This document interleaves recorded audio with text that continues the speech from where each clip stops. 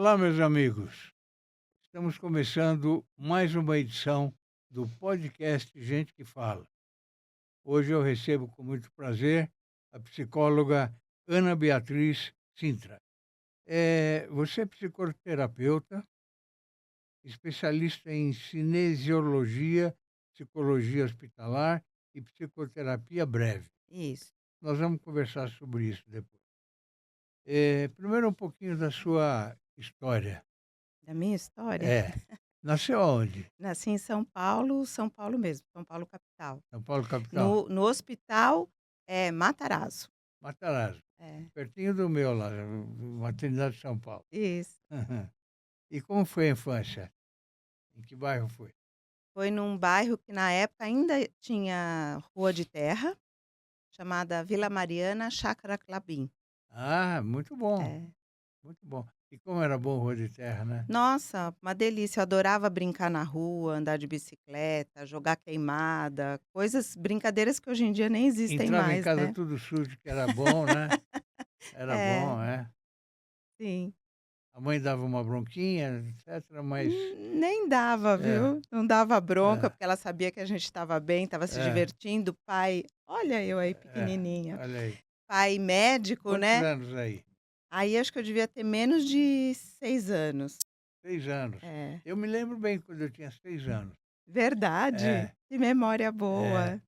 A lembrança, com quantos anos você acha que a lembrança vem? 2, 3 anos? Já não, não é muito cedo.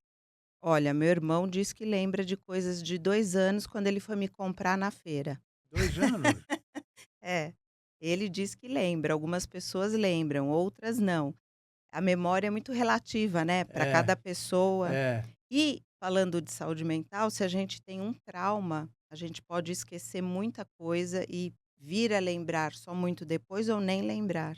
é, tá certo, Então, é difícil falar de tá certo. memória. Tem filhos? Tenho 2 filhos, já adultos, um rapaz, olha aí, Olha aí, hoje os 2. 37 anos, a minha caçulinha de hoje 33, meus Já é 2. avó? Já sou avó de um pequenininho de 4 meses, pequenininho não, porque ele é enorme, de 4 meses. Aí foi meu aniversário de 50 anos. Que bom a família, né? Família eu acho que é o amparo da gente, né. É. Você sempre quis ser psicóloga? Não, Não? não, eu sempre gostei aí é a minha formatura. Eu sempre gostei da mente, de estudar o cérebro, sempre fui fascinada por isso, mas a minha primeira opção era fazer neurologia. E como eu acabei ficando grávida, casando, primeiro constituindo família, eu fui fazer psicologia, eu tinha 26 anos, né, fiquei um tempo parada e voltei a estudar com 26 anos. Então eu falei assim: "Bom, medicina, eu não quero largar meus filhos para estudar, porque é o dia inteiro, integral, e tem que É, estudar muito". O que que mais próximo disso? Eu já gostava muito de filosofia, porque a psicologia nasceu da sim, filosofia, né. claro. Eu falei: "Vou fazer psicologia", e eu acredito que foi uma escolha muito bem feita. Hoje eu não me arrependo, porque eu adoro o que eu faço, adoro psicologia clínica, apesar também de não ter sido minha primeira opção fazer clínica, porque eu achava que eu não ia ter paciência, sou geminiana, né, sou ativa. Eu achava que eu não ia ter paciência de ficar fechada num consultório todos os dias, sempre no mesmo lugar. Sei. Então a minha primeira opção era fazer consultoria, fazer, organizacional, mas também não presa numa empresa, estudar várias. Porque quando eu era menina, falei que eu não assisto televisão e não é por questão ideológica, nada disso, é porque eu não me sinto interessada pela televisão, né, mas desde menina eu sou assim, minhas amigas, colecionavam pôster de ator e eu colecionava livros, né, eu sempre gostei muito de ler. Que bom. Hoje eu gosto de ler e escrever, né, e eu adorava os livros da Agatha Christie, que era mistério. Sei. E a minha maior diversão era descobrir o mistério quanto antes, né, logo que eu começasse o livro, eu não queria esperar terminar o livro para saber o mistério. E a psicologia, tanto organizacional como, a pessoal, né, a individual, é muito isso, a gente vai juntando as peças do quebra-cabeça frases soltas, porque eu trabalho com a psicologia que estuda o inconsciente, né, outras não, mas a abordagem junguiana trabalha com o inconsciente. E a gente percebe o inconsciente, tá escondido, né, ou por frases soltas ou por sonhos, então eu vejo muita semelhança com os livros que eu lia. Você disse que estava dividida entre neurologia e psicologia. O Isso. que que atraía na neurologia? Eu acho que era o conhecimento de como funcionava o cérebro, que cada parte do cérebro comanda uma parte do corpo e, propicia da gente ter um ou outro comportamento, um ou outro movimento, então esse mistério, né, porque na época que eu descobri o cérebro, a gente conhecia acho que 10% de como ele funcionava, ainda não É. existia a ressonância e tudo que hoje existe para saber tudo que a gente sabe, né. Então eu ficava fascinada com o mistério. Quando eu era menina, eu acho que a gente constrói a profissão muito de quando a gente é pequeno, né, dos interesses de quando a gente é menor. Todo mundo vinha me contar as coisas, né, até eu tinha um apelido que era de bombeiro. Eu sabia da vida de todo mundo, mas não porque eu ia procurar, mas porque tinham a segurança de vir me contar. Então eu sempre ajudei muito as pessoas nesse sentido, de ouvir, de ter uma boa escuta, de poder dar um apoio. E a psicologia, apesar da gente não dar conselhos, a gente ajuda a pessoa a encontrar um caminho, a se encontrar nesse caminho. Você se lembra de algum cliente que te deu mais trabalho? Algum paciente? Mais trabalho, Mais difícil de eu solucionar? fiquei muito impressionada com o atendimento de um menino de 7 anos, que na época eu atendia criança, hoje eu não atendo mais. Eh Que chegou com peso baixo. O pediatra mandou por peso baixo. E isso nunca eu tinha ouvido falar, nunca tinha visto e nunca acontecido comigo. E não tinha o peso baixo, mas ele imitava cachorro. Na escola ele mordia os amiguinhos, ele comia no chão como se fosse um cachorrinho. Poxa, E isso me deixou muito impressionada. E fazendo anamnese com ele e tudo, o pai dele tem um apelido de Totó. E o mascote da escola era um cachorrinho chamado Totó. E ele não, apesar de morar com o pai tudo, ele não tinha tanta convivência com o pai. O pai tá aqui, o menino tá onde você tá e a mãe tá ali, ele falava: "Fulana, fala pra ele isso", dava bronca, né. Só que ele pegava a menina, a irmãzinha dele no colo, né, o pai pegava a filha menor no colo e saía. Então, para a filha menor tinha tudo, para o outro que já tinha 7 anos não tinha nada. Então a identificação que ele teve foi do Totó cachorrinho, que era o mascote da escola. Isso a gente com criança, a criança não verbaliza isso, né, mas a gente descobre através de brincadeiras, de desenho, de coisas assim e conversando com os pais. Em 6 meses de atendimento, esse menino não comia mais no chão, não mordia mais os amiguinhos, não tinha mais um comportamento do totó que ele conhecia. parabéns, Esse foi um dos parabéns. casos, assim, que eu lembro É, até hoje. E foi muito simples, porque graças a Deus os pais acolheram e eu falei para o pai: "Olha, você tem que entrar na vida desse menino, nem que seja para dar bronca nele, mas tem que entrar e não fingir que ele não existe e essa foi uma ignorá-lo". das suas grandes vitórias, então. Eu acredito que sim. É. Uma de suas pós-graduações foi em EMDR. Traduz isso para mim. EMDR é um é uma psicoterapia, só que não é verbal, É. que trabalha o movimento pelo movimento dos olhos. Foi uma psicóloga americana, Shapiro, que descobriu isso há 30 anos atrás. Como que ela descobriu isso? Atravessando o Central Park, pensando num problema pessoal dela, que gerava muita emoção. Ela olhava para um lado do Central Park, por outro, olhando as pessoas. E ela viu que o Central Park é enorme, né, quando Sim. ela chegou, atravessou o Central Park e chegou do outro lado, ela não tinha mais aquela emoção, ela lembrava e não tinha aquela emoção, ela falou: "Que estranho, por que será isso? O que que eu fiz? O que que aconteceu?". Sendo psicóloga, ela sabia que não era a elaboração que ela estava fazendo daqueles fatos, né. falou: "Vou pegar algo que mexe comigo também e vou tentar fazer isso amanhã". E fez. Olhou para um lado, olhou para o outro e viu que não tinha mais aquela emoção vinculada. Ela lembrava do fato, mas não tinha aquela emoção. E ela foi com um neurocientista estudar isso e começou a trabalhar com os, traumatizados de guerra, fazendo movimento com os olhos ou com som, um de cada lado, né. Hoje em dia já existe música que toca mais de um lado ou do outro, você tem que estar com fone de ouvido, óbvio, ou tátil, fazendo movimento de um lado, do outro, né. E tem todo foi criado um protocolo de dessensibilização daquela emoção relacionada com o fato. E hoje em dia se estendeu, se iniciou para tratar trauma, e hoje em dia a gente trata um monte de coisa com isso, principalmente quando a pessoa não consegue verbalizar. E aí eu tenho uma outra história interessante. Posso contar? Claro, claro. Eh, um moço chegou, no consultório, um jovem adulto, que ele tinha dificuldade de manter relação sexual com quem ele gostava, com as meninas que ele gostava. Trabalhamos no verbal de diferentes formas e não chegávamos num ponto da raiz do problema. Até que eu falei: "Vamos fazer o MDR". Se concentra na cena primária, na mais, né, para trás que você lembra, que você sentiu assim como você se sente hoje, quando você está num relacionamento sexual e, né, não tem o desempenho que você gostaria de ter. Tá, ele pegou a imagem, vamos trabalhar essa imagem. Chegamos, porque vai como que trabalha o MDR, né, ele vai percorrendo o circuito neuronal daquela memória.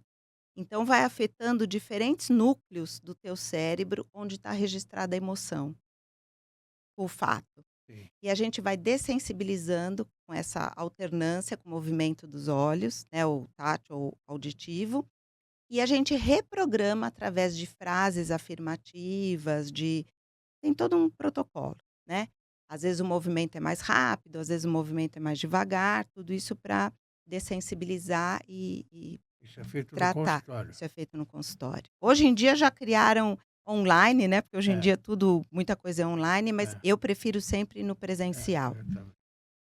E aí ele chegou à conclusão, a memória final dele, que a gente dessensibilizou, foi que ele era menino, devia ter uns 8, 9 anos, estava sozinho jogando bola em casa, ele tinha um cachorrinho filhotinho, ele jogou a bola no portão, o portão caiu em cima do filhote, ele não sabia o que fazer, acabou dando leite para o filhote, mas não é por isso que o filhotinho faleceu, foi pela queda do portão, mas ele sentiu que ele não cuidava e que ele agredia as pessoas que ele amava, os seres que ele amava, que ele fazia mal. Porque as mulheres que ele se relacionava, que ele não amava, ele não tinha problema. Então, dessensibilizamos, fizemos a reprogramação e ele ficou ótimo. Olha aí que E bom, nós hein, que só chegamos história. nessa raiz, nesse cerne, com o EMDR. É importante o MDR, então. Sim, é uma outra ferramenta, né, eu volto a falar, né, por ser geminiana, eu tenho diversos interesses. Então, tem o EMDR, que quando a pessoa não acessa pelo verbal, a gente usa esse recurso. A cinesiologia, que eu trabalho com calatonia, que são toques sutis nas juntas, que também acessa partes do cérebro, memórias, percepções, e a gente consegue trabalhar isso, porque às vezes a pessoa, se não tem essa memória, ela não sabe de onde vem o problema dela, né. Com, mandalas, eu fiz o curso de formação de mandalas no IPQ.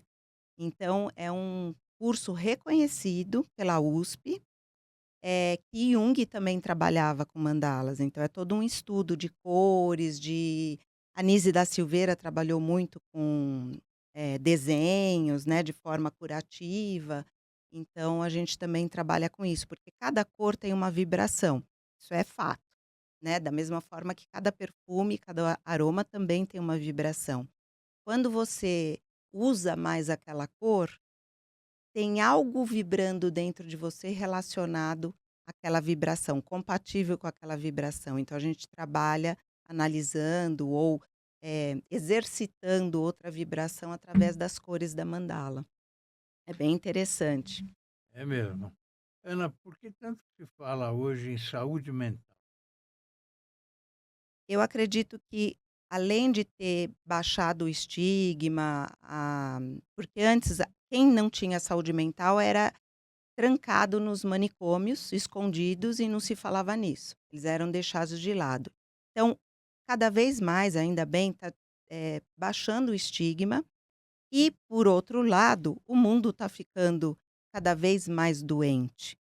Então, precisa se falar mais em saúde mental para as pessoas, eh, não terem o preconceito de irem se tratar, de irem buscar ajuda, porque antes quando se falava de psicólogo e psiquiatra só era para louco.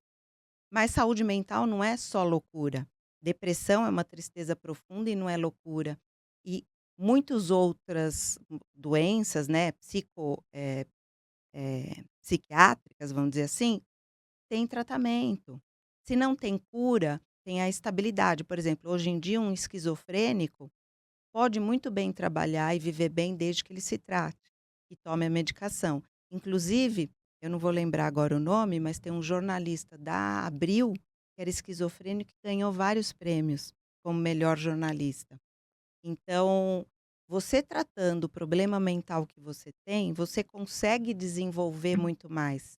Haja visto os autistas, que hoje tem autista nível 1, né, que consegue ser desembargador, médico, consegue, Sim, eh, vida normal. vida normal. Quase normal, mas vida É, normal. sim. Como é que você vê a psicologia na gestão pública? Sou muito otimista. Eu adoro o livro Poliana, né, eu primeiro Sim, vejo o lado do bom para depois ver o lado não tão bom. Eu acho que tem avançado bastante, eles têm colocado mais serviços públicos dentro da psicologia, mas ainda é muito precário, né, existe muito pouco ainda, poderia ser melhor na gestão pública. as pessoas mais pobres têm muita dificuldade em procurar um médico. eh, Muita dificuldade não só de procurar, mas de achar, né. é, Eh, Existem poucos psicólogos, públicos e quando para o número de demanda, né, uma das opções também que pouca gente conhece é procurar o CAPS, mas logo de novo, né, associa a loucura ou a gente, um vício e não necessariamente é só para isso, uma pessoa que tem uma ansiedade muito elevada pode procurar o CAPS e fazer um tratamento, isso não quer dizer que ela vai ficar internada, né, tem os hospitais dias, que você vai, toma sua medicação e volta para casa, mas é pouco divulgado, pouco falado.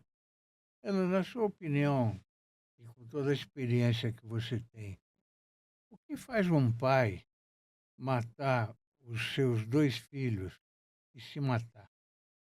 Aconteceu Sim, recentemente aqui. sim. Bom, cada caso é um caso, Sim, né. mas na sua opinião, Eu vejo, esse assim, 2 caso. principais casos, 2 É, principais motivos: desespero, porque já teve vezes que o pai matou, porque falou: "Eu não vou ter condições de criar, o mundo está muito perverso, muito louco, eu vou matar meus filhos", e logo em seguida ele se mata, né. Existe isso, já teve casos, mas nesse específico, desse caso recente, ou a pessoa era um problema, psicológico, com certeza ela tinha, uma dor muito grande ela teve. Mas, ou ele era um narcisista e pensou: "A minha ex-mulher não vai ter nada que é meu e o filho também é dele, parte dele, né, ou eu vou puni-la. Não me quer, então também não vai ter o que ela mais gosta, o que ela mais ama, que são os filhos". Mas com certeza é uma pessoa doente. corajoso ou covarde? Agora você entrou num ponto extremamente delicado, né, porque muitas pessoas não têm coragem, mas também não têm coragem de matar, nesse caso, ou de cometer suicídio, mas também não têm coragem de suportar a dor. Porque para uma pessoa cometer um ato desse, de tirar a própria vida ou a vida de outro, ela tem uma dor muito grande. Só que a dor passa com tratamento ou ameniza. Você aprende a viver com ela. Então eu não sei se é falta de coragem de cometer ou falta de coragem de se manter e procurar ajuda. Foi um caso horripilante, não? Sim. E cada vez está acontecendo mais. Quando aparece um, parece que começa a pipocar outros, né? Vamos emendar um pouquinho isso com o feminicídio. Feminicídio, eu acho que é uma questão sistêmica, estrutural. Por quê? Sem falar de feminismo, né? É, na Idade Média, o senhor tinha poder total sobre a mulher. Mulher não podia ter posse de imóveis, não Sim, não podia é um mais monte de nada. coisa, né? É, Há uns não é nada. 50 anos que ela está tendo mais É, direitos. é. Tanto é que o rei, na época, era uma honra ele deflorar uma mulher. Então acho que carrega muito essa estrutura do poder do homem ter poder sobre a mulher. Tanto é que, até pouco tempo atrás, ele não era criminalizado por bater e nem matar uma mulher, sendo a dele, né.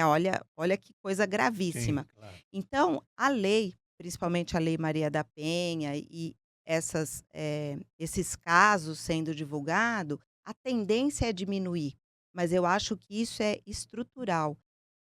Vai passando de geração para geração, não só pela genética, porque a célula tem memória celular, mas também pela cultura da família, pela educação que aquela família transmite, pelo machismo, que acaba falando: "Olha, o homem tem mais poder ou mais força sobre a mulher". Isso fisicamente pode ser verdade se ela não se exercitar, mas ambos se completam. Na Bíblia está escrito isso, um não é mais que o outro, eles se completam, um precisa do outro, eles são, eh, como que se fala? Incompletos, sozinhos.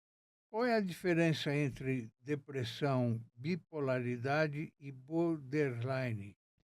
O que é transtorno de personalidade, TPB e como distingui-las? Olha, não é fácil. A depressão eu acho que é o mais fácil de distinguir, se não for a bipolaridade, né, não for a depressão por bipolaridade, transtorno, bipolar, antigo maníaco depressivo, né. Por quê? A depressão, a pessoa perde total vontade e prazer de fazer coisas que antes ela tinha muito gosto. De viver, né? De viver, fica apática, muitas vezes não quer tomar banho, não quer se alimentar, e não é que não quer, não é mimimi, ela não tem a força necessária para isso. Mas também existe a depressão por falta de vitamina. Falta de vitamina B12, anemia pode causar depressão profunda com ideação suicida. E é só falta de vitamina. Não tem nenhuma dor, nenhuma questão psicológica por trás. Então aí está a importância da gente se alimentar bem, de forma nutritiva, né? Não é bem de volume, é bem de forma nutritiva.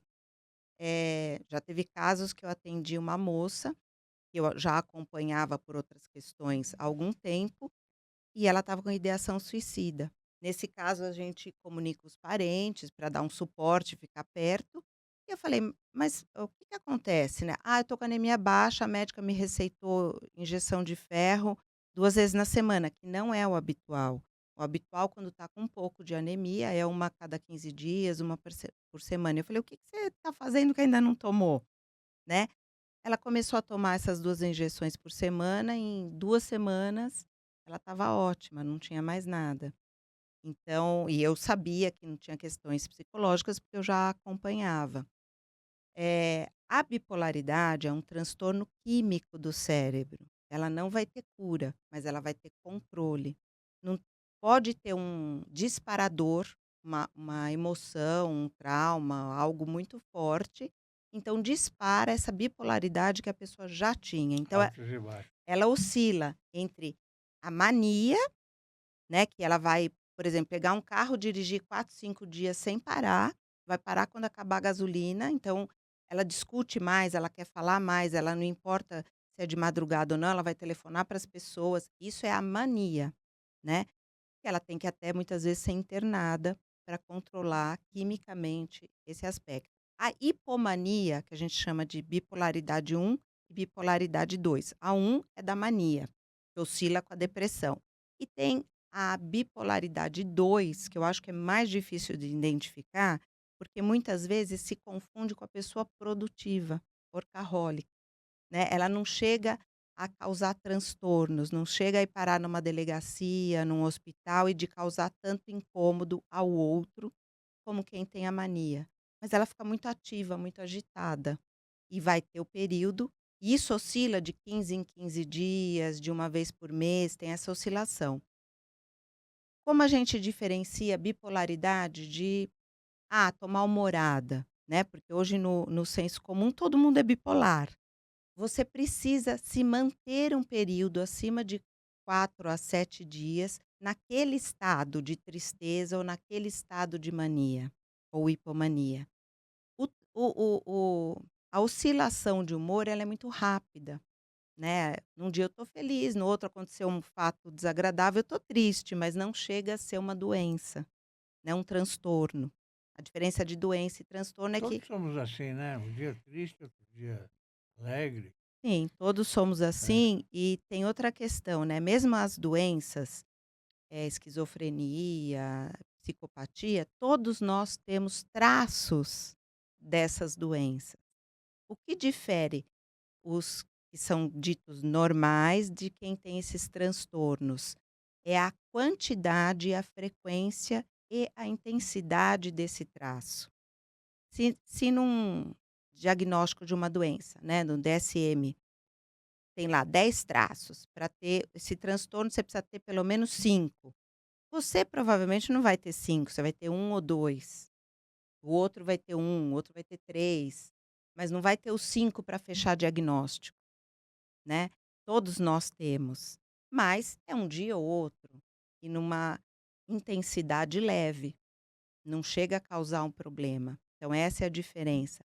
O borderline, aí tem uma coisa interessante, difícil também para fazer diagnóstico, porque o borderline da psiquiatria são todas os transtornos, as doenças mentais que não fecham diagnóstico.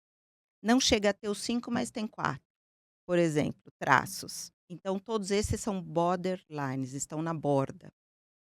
Para psicanálise, borderline é um tipo específico de transtorno, que ele não chega a ter, eh, características fechadas de outro, mas tem características muito específicas do borderline, que principalmente se caracteriza por não aceitar perdas. Então nós estamos namorando, eu termino com você ou você termina comigo, eu enlouqueço, vou te perseguir, vou ficar atrás, vou querer voltar. Essa pode ser uma pessoa borderline, que ela não aceita o não, não aceita ser contrariada. O que você me diz sobre a inveja, Ana? A inveja, eu acredito que é o lado negativo da admiração. Por quê? Quando eu te admiro, eu vou querer ser igual a você, mas não necessariamente eu te invejo, é o que alguns chamam de inveja branca. Eu te admiro e quero saber qual caminho você fez para eu fazer igual. O invejoso, ele não suporta saber qual é o seu caminho, porque ele acredita que ele próprio não vai conseguir percorrer esse caminho, que ele não tem essa capacidade. Então, eu ficar vendo que você conseguiu coisas que eu gostaria de conseguir e eu acho que eu não vou conseguir, eu quero tirar isso de você, eu te derrubar. Esse é o invejoso. Ele não acredita em si, apesar de admirar. Porque o admirador, ele admira, ou ele vai querer saber o caminho para fazer o mesmo percurso, ou ele só admira. Isso não o incomoda, o invejoso incomoda porque ele quer, mas acha que não é capaz. Isso inconsciente, né. Muito bem. Ana, a gente tem no nosso grupo o portal Orbis News, só de artigos de personalidades notáveis, profissionais como você, está à disposição para você escrever Ah, artigos. Ele é obrigada. inédito, só de artigos, tá Tá, bom? que bacana. É, à disposição. Tá Conheça o Prevente Mais, o plano da Prevent Senior para somar saúde. Com unidades temáticas exclusivas, cada cuidado se transforma em uma experiência única. Uma ampla rede credenciada, sempre perto de você. Remoção aérea que garante segurança em qualquer lugar. É mais confiança, mais qualidade e mais tranquilidade que só o plano pioneiro em cuidado com sêniors pode oferecer. Prevente Mais, porque cuidar bem é entregar mais. Fiz uma vez um artigo na faculdade ainda, né?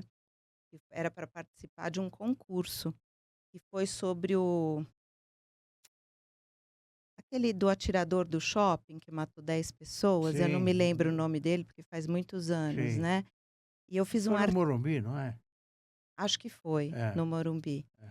E eu fiz um artigo, um estudo de caso sobre ele, falando das coisas psicológicas, tudo. E eu ganhei o prêmio, ganhei nota 10 desse Puxa artigo. vida, É. parabéns. Então eu gosto muito de fazer artigos. Sinal de que escreve bem. Então, por favor, por Eu acho que favor. apesar de às vezes trocar uma letra ou outra, né, É. eu acho que eu escrevo bem. E aproveitando, quem quiser falar com você, como é que faz? Pelo meu Instagram, Pode é falar. @psico, de psicóloga, né, ponto Bia Sintra com C. Aí pode Perfeito, mandar mensagem que a gente se comunica. perfeito, perfeito. É possível estar com a saúde mental péssima e ainda ser funcional e produtivo? Não, péssima é impossível, né, principalmente por conta da depressão ou mesmo da ansiedade, porque a ansiedade, ela paralisa a pessoa, né, aumenta o cortisol, uma série de coisas que acaba também deteriorando a saúde física. Então a saúde mental está intimamente ligada com a saúde física. E pessoas que não estão bem de saúde mental, falando só de depressão e ansiedade, que são coisas bem mais simples, mas muito mais comuns, né? O Brasil é o número 1 da América Latina, tanto em depressão como ansiedade. O quarto no mundo de ansiedade e depressão. Então a gente vem ganhando destaque numa coisa que não é legal, mas a gente vem aumentando esse índice. Não tem como você ser produtivo, porque ou você vai deteriorar a sua saúde física, e vai ter que pedir licença, ou você começa, o que os jovens falam, a bugar, né? Você não consegue pensar, raciocinar de forma como anteriormente, forma linear, lógica. E isso é uma questão neuroquímica, que a própria doença gera isso. Então não tem como. Por isso que hoje também se fala muito da NR1, né, que é as normas trabalhistas para proteger a saúde do trabalhador, dos colaboradores, que hoje não, desde 2025 é lei, já tem que existir, já foi incrementado a saúde mental, mas agora, a partir de maio de 26, vai ser fiscalizado e cobrado esse projeto nas empresas de forma explícita. Então você tem que comprovar, como se fosse um exame médico, que a empresa está fazendo ações para manter a saúde mental dos seus colaboradores em ordem. As canetas emagrecedoras estão na moda agora, não é? Se a cabeça da pessoa estiver ruim, ela consegue emagrecer? Olha, Fausto, foi excelente você tocar nesse assunto, porque eu falo que eu gosto de escrever, né? Um dos livros que eu escrevi e foi editado em 2010 chama eh, Mudando Sua História, Obesidade Nunca Mais. E nesse livro eu mostro, até de forma. Aí o livro. De forma numérica, né, estatística, de que nenhum tratamento, seja ele só alimentar ou natural, com atividade física, ou com remédio, cirurgia bariátrica ou as canetas emagrecedoras, elas vão resolver se você não mudar a sua relação com a comida. A forma que você não é nem o que come, é quando come e o que come dependendo da sua emoção, porque a gente come pelas emoções. O primeiro ato de amor e carinho é o mamar, né, a gente dá de mamar para o Sim. bebê. Se uma mãe inexperiente, toda vez que o bebê chora, às vezes é fralda suja, às vezes é frio, às vezes é qualquer outro motivo, dá de mamar, vai programando na criança que qualquer desconforto que ela tem, ela comendo resolve. Enquanto é pequena, resolve mesmo, porque tem o colo que acalenta, tem o colo que esquenta, né, passa a dorzinha de barriga pela posição que fica e N coisas. No adulto, instantaneamente, quando a gente come estando com problema, a gente está tá pondo o foco, a observação na comida, então a gente também para de pensar naquele problema, né. Então, se você não muda esse tipo de relação com a comida, sempre você vai voltar a engordar. Até porque tem uma questão, biológica, que as células gordurosas, elas não desaparecem, elas só murcham. E elas mantêm uma memória para rapidamente voltar a crescer, a engordar, o mínimo de alimento que você coloca, né. Então, por exemplo, eu vou comer um pedaço de bolo, aquele pedaço de bolo, para quem já foi obeso, vai engordar muito mais do que para alguém que nunca foi obeso, mesmo tendo o mesmo número de calorias. Isso é muito interessante também, Claro, né. Então, falando das canetas emagrecedoras, né, elas vão resolver momentaneamente, mas não definitivamente. Até porque, e ainda bem que agora só com receita médica, porque elas não devem ser usadas para emagrecer, se não for diabetes, né, porque inicialmente foi para diabetes o tratamento, é. mais do que 6 meses, porque elas causam pancreatite, causam outras, vamos dizer assim, doenças, outras consequências, que as pessoas não sabem. E como hoje o mundo é muito imediatista e muito, vamos dizer, fluido, descartável, quer tudo no agora e não pensa no daqui 6 meses como vai ser. Como vai ficar, né? É.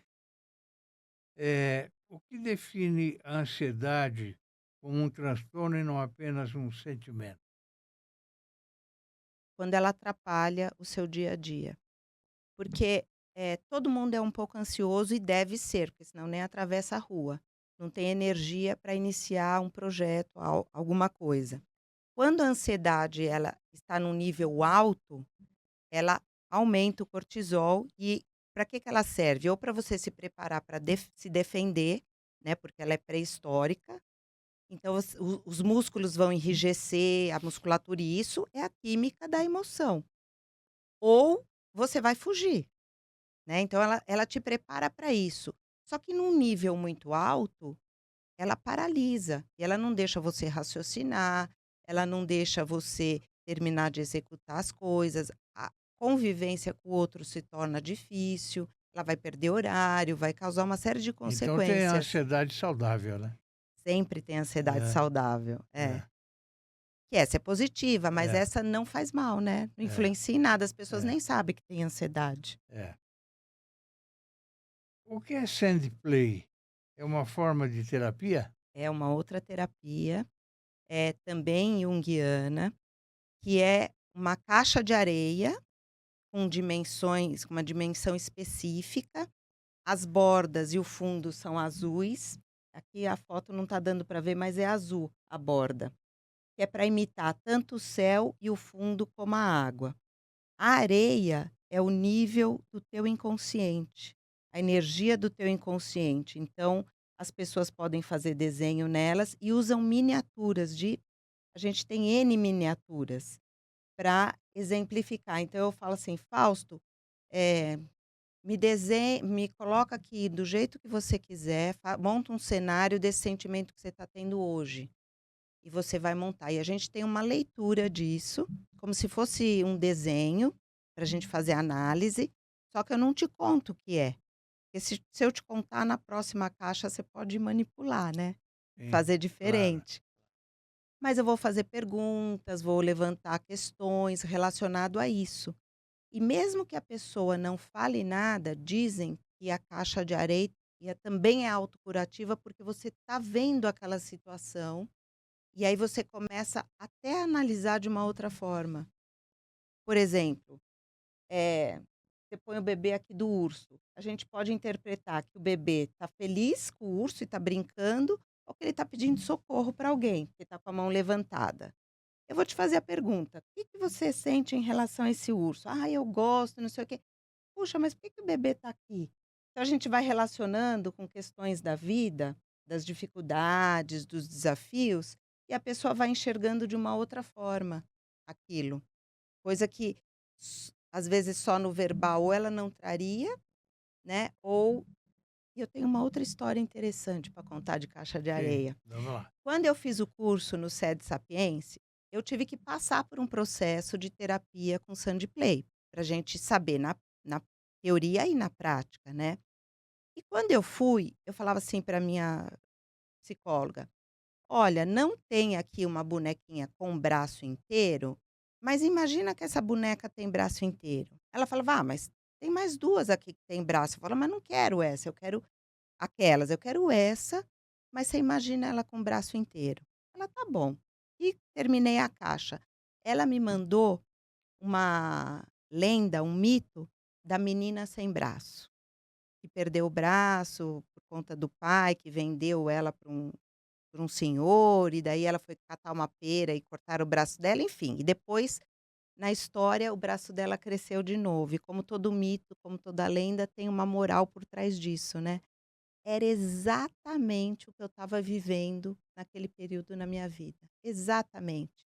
Dizendo: olha, tinha um sentido assim: você é capaz, você está passando por isso, você está perdendo um membro, né? Uma dor como se fosse perdendo um membro, mas você vai recuperar, só não se perde de si que você vai recuperar. Então, assim, é lindo a caixa de areia, é muito bonito.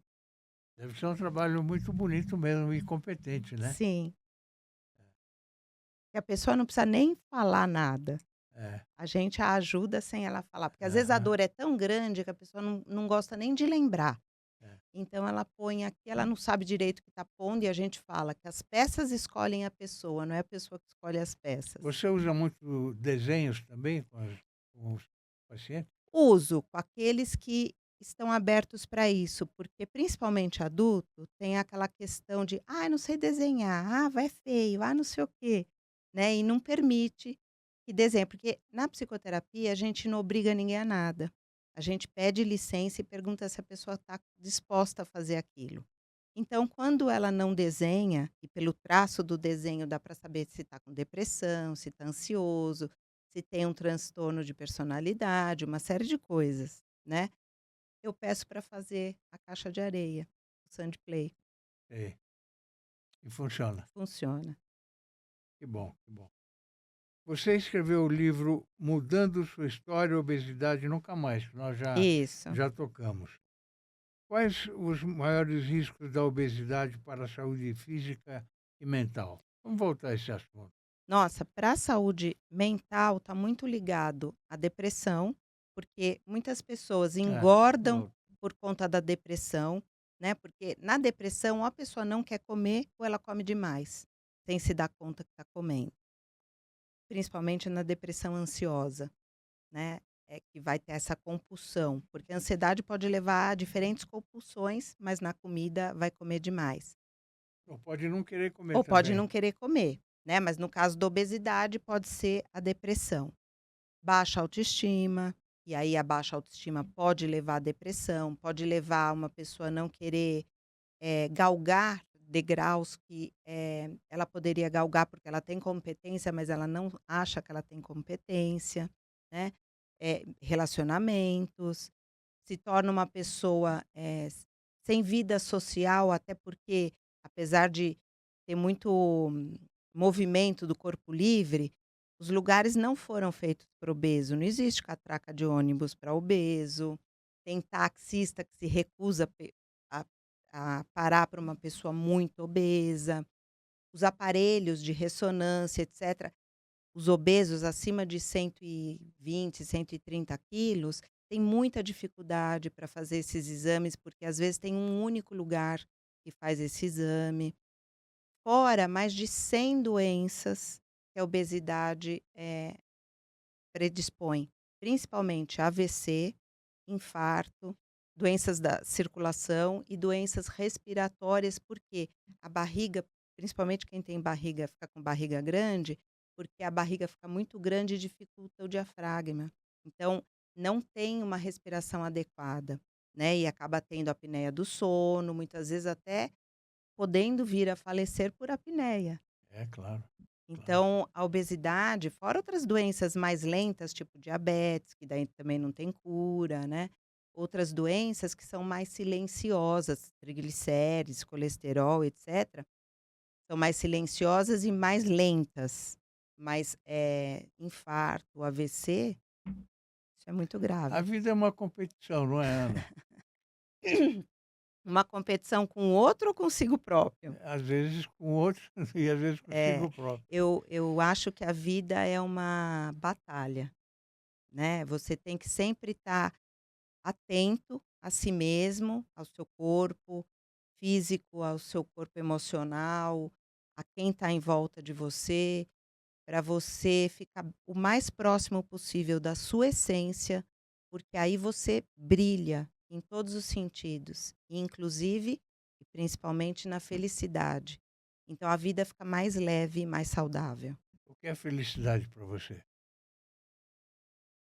Difícil, hein? Aham. Felicidade para mim, é eu poder ser quem eu sou. Porque em muitos lugares a gente não pode se mostrar quem a gente é. Lógico, sempre respeitando o outro e sendo respeitado. Mas, eu tenho que me portar de tal jeito porque eu estou em tal lugar. Ou tenho que tomar tal bebida porque eu estou em tal lugar. Mas eu não gosto, né? Por exemplo, um exemplo clássico, eu adoro usar tênis. E tem até pacientes que quando vão no meu consultório e veem que eu estou de tênis, acham que eu sei muito menos do que eu sei. Só porque eu estou de tênis, É. né? Por mais bonito que seja o meu tênis. Então, muitas vezes eu tenho que ir de sapato social ou de salto, me apresentar de uma forma que não é a que eu mais gosto, por conta disso. Então, felicidade seria eu poder ir no meu consultório com o meu tênis, me apresentar e validarem o meu conhecimento, não pela roupa que eu estou vestindo. O traje não muda nada, né? Muda para quem dá valor para isso, mas para o interno não muda nada. Aqui define o transtorno de compulsão alimentar. Tem uma questão, de novo, química, né, da compulsão, mas tem um incômodo muito grande que a pessoa não consegue resolver. Por exemplo, quem está com uma dor muito grande pode fazer academia, que também é um transtorno se ela faz mais do que 3 horas de academia por dia. Ela não é um atleta que precisa performar, né? Ela está lá só para fazer academia. Ou quem fuma, né? Tá ansioso, pega um cigarro e fuma. Isso também é um ato compulsivo. Então, atrás de toda compulsão, tem uma dor muito forte que a pessoa não sabe elaborar, não consegue elaborar ou muitas vezes nem vê direito a raiz dessa dor, sabe que está incomodando, mas não vê. Então, leva a atos repetitivos. A compulsão alimentar, ela é caracterizada não pela pessoa comer muito, mas comer muito assim, quando faz um prato cheio, né? Mas quando ela come acima de 2.000 calorias no intervalo menor do que X horas, do que 2 horas. Então ela tem aquela compulsão, aquela coisa repetitiva por comer, ela não tem controle e sente arrependimento. O compulsivo, ele se arrepende, Sente mas ele não culpa. dá, sente culpa, mas ele não dá conta de mudar aquele comportamento. Qual é a diferença entre anorexia nervosa e bulimia nervosa? Anorexia, os 2 estão ligados à alimentação e à imagem que tem do corpo. Só que a anorexia, a pessoa não quer comer. Ela não come, ela pode estar com fome, mas ela consegue não comer. A bulimia, ela come e quer expurgar, ou através de vômito, que é o mais comum, ou através de laxante, ou fazendo muito, muito, muito exercício físico. Então ela não consegue não comer o pedaço de bolo, mas ela come o pedaço de bolo, ela sente culpa e ela vai tentar expurgar esse pedaço de bolo de forma exagerada, porque um bolinho só não é o que vai te engordar, né? Principalmente se você comer moderadamente, pode até comer todos os dias, mas moderadamente. Ambas se veem mais gorda do que realmente estão, mas uma come e quer expurgar, a outra não come de jeito nenhum. Agora, o que é vigorexia? Vigorexia é quando a pessoa tem mania de comer só coisa saudável. Então, o açúcar branco, ela vai eliminar. Vai comer só grãos. Se falar que tem alguma toxina em algum alimento, ela vai tirar, vai querer só coisas extremamente naturais, que também é um transtorno, porque ninguém vive assim, né. Muitas pessoas sofrem de dismorfia. A palavra é difícil. Dismorfia corporal, Isso, né? é ver o corpo de uma forma que não é. Sei, E vê mesmo, olha no espelho e vê diferente. sei. Vê na foto e vê diferente. Pode ser faltando um membro, pode ser um membro, de forma desproporcional ou pode estar ligado ao peso. O espelho às vezes é amigo, às vezes não é. Então essa questão do espelho é muito interessante, É, porque eu trabalho muito com um operado do estômago, né, com bariátrica. E quando você vai para a cirurgia, muitas vezes a pessoa não se vê no espelho do tamanho que realmente está, acha que está mais magra. Opera, passa 2 dias, porque no hospital não tem espelho de corpo inteiro, quando se vê: "Nossa, que enorme que eu tô", ainda não deu tempo de emagrecer, né. E eu ficava intrigada com isso, e às vezes demora até 1 ano para a pessoa realmente ver o tamanho real que ela está. Aí uma oftalmo me explicou: "Bia, é porque a vista, o que o olho vê depende da memória. Se a pessoa não tem memória dela daquele jeito, ela vai se ver da última forma que ela guardou na memória. Então tem uma distorção aí e pode levar um tempo. A melhor forma da gente se ver é através de foto, porque você não vai na foto pensando: "Eu vou me ver", você está, né, passando o álbum e se vê. Ou reflexo de vidro, você não espera de jeito nenhum. Essas são as melhores formas. há pessoas que gostam de se vestir bem e há pessoas que não ligam para isso. Se vestem de qualquer maneira, não é? Sim, Por que isso? é difícil falar de forma genérica, né, mas talvez esteja muito ligado à autoestima ou à depressão, né, a pessoa está com depressão, ela não liga para nada, qualquer coisa serve. Ou É, baixa autoestima, então ela não se valoriza, não se sente bem, porque algumas pessoas se vestem para outras pessoas, mas tem muita gente que se veste para si mesmo, para se olhar no espelho e gostar do que está vendo. é. Como trabalhar a autoaceitação sem ignorar a saúde física? Mas por que uma coisa seria contrária à outra, né? É, Eh, como eu trabalho a autoaceitação, se não se não for relacionado só ao peso, né, porque peso tem uma questão física mesmo, que você não deve se manter acima do peso, muito acima do peso, porque vai acarretar um monte de questão de doença. saúde, né? É. E nem muito abaixo, porque também vai faltar Sim, da nutrientes, mesma né. forma. É, ser equilibrado, mas não sendo só uma questão de saúde física, trabalhar qualidades que ela não reconhece nela, porque todos nós temos qualidades e defeitos. Mas por que pôr o foco só nos defeitos? Você tem que se aproveitar das qualidades, pôr luz nisso e amplificar isso. E os defeitos você vai minimizando, se você quiser, aos poucos. Mas dá foco para suas qualidades. Se eu, por exemplo, se eu lavo louça muito bem, mas não cozinho tão bem, eu não vou me oferecer para cozinhar, mas eu sei que eu posso ajudar a lavar louça, porque eu sei que eu lavo bem e vice-versa. Por que que eu vou chegar para alguém e falar assim: "Olha, eu não vou cozinhar, porque eu não sei cozinhar bem". Por que que eu vou dar foco para isso? Eu já chego para a pessoa falando: "Olha, eu vou lavar sua louça, porque eu lavo uma louça que ninguém lava". Deixo brilhando. E as pessoas, têm o costume ou vício de dar mais foco para o defeito do que para as qualidades, isso em tudo. Porque até quimicamente, a notícia trágica e triste reverbera mais tempo no organismo do que a notícia feliz. Felicidade passa rápido, tristeza demora. Tem um estudo sobre isso que fala que felicidade, no máximo em 20 horas, acabou. E a tristeza dura mais de 50 horas. E a saudade? Ai, saudades eu acho que é eterna, né. Mas tem a saudade saudável e tem as saudades que você, de novo, vê só a falta e não vê tudo que você viveu. Porque a gente sempre vive coisas boas e tem que agradecer essas coisas boas, né? E vai preenchendo o buraco com outras coisas, ou, né, com aquilo que a pessoa representava. Tem outras formas de preencher essas saudades que momentaneamente parece negativa. Você indicaria a caneta emagrecedora para as pessoas? Eu não posso indicar nada, né? Porque eu não sou médica, então eu não posso indicar medicamento.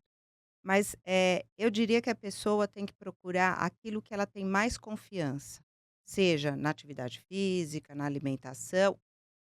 Melhor, eu falaria, não adianta você ir por um único vetor.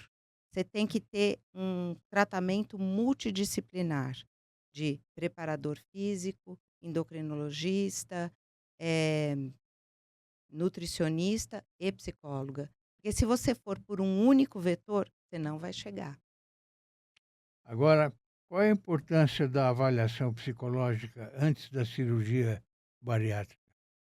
A avaliação é principalmente para ver o risco de suicídio, principalmente. E pela avaliação psicológica, a gente vai ver como vai o grau de dificuldade que a pessoa vai ter no pós-cirúrgico. O quanto ela está preparada para as mudanças necessárias que vão ser feitas e o quanto ela não está preparada. E aí eu vou contar um caso pessoal meu, né? Eu sou cheia dos casos, não sou mineira, mas sou cheia dos Sim, sim. casos. Eu também fiz a cirurgia bariátrica em 2004, então eu tenho 22 anos de cirurgia bariátrica. E eu era contra. Eu ainda não trabalhava com isso, eu era contra. Até o dia que a minha psicóloga falou: "Olha, você engorda de raiva". E eu falava: "Como assim eu engordo de raiva? Eu nem tenho raiva". Eu não conseguia perceber a raiva que eu sentia. Quando a gente opera e tem uma reintrodução alimentar, eu estava comendo miojo e eu entalava. E eu pensava: "Quem entala com miojo?". Mas, devido à psicoterapia antes da cirurgia e a avaliação psicoterápica, eu falava assim: "Ai, acho que foi um momento de raiva que eu passei e não elaborei e não pus para fora". E aí eu comecei a perceber que toda vez que eu comia com raiva, eu mastigava mais rápido, mais ainda do que qualquer pessoa com excesso de peso mastiga, porque tem uma forma diferente de mastigação, de quem tem excesso de peso e quem não tem. Por isso até que leva também a engordar, porque consegue ingerir mais alimento, né. E eu falava assim: "Nossa, eu não percebia isso Comer mais antes". devagar, né, por É, exemplo. mas e quem consegue, né. Aí eu falei assim: "Nossa, realmente, então quando eu passar raiva eu não vou comer, vou me alimentar de líquido, vou deixar passar raiva, vou trabalhar essa raiva e depois eu me alimento". Então, eu diria assim, para saber como vai ser o seu pós, já prevenir a pessoa, mas também, principalmente, para saber risco de suicídio. Só contar um outro caso bem rapidinho, um paciente que eu avaliei, pelo desenho que ele me fez, que eu peço muito o desenho da figura humana, eu falei para ele: "Você vai ter grande dificuldade de se realimentar no sólido. Toda vez que você comer, você vai vomitar". E ele falou depois, posteriormente, eu falei: "Mas agora você não precisa fazer nada, volta depois, né, quando daqui 3, 4 meses, se você tiver dificuldade". E quando ele voltou, ele falou para mim: "Eu achava que era tudo balela isso". Tinha um amigo psicólogo, ele não quis fazer minha avaliação, mandou eu ir para um especialista, e eu jurava que era balela. Cada vez que eu comia e vomitava, eu lembrava de você. Eu resolvi voltar por conta disso.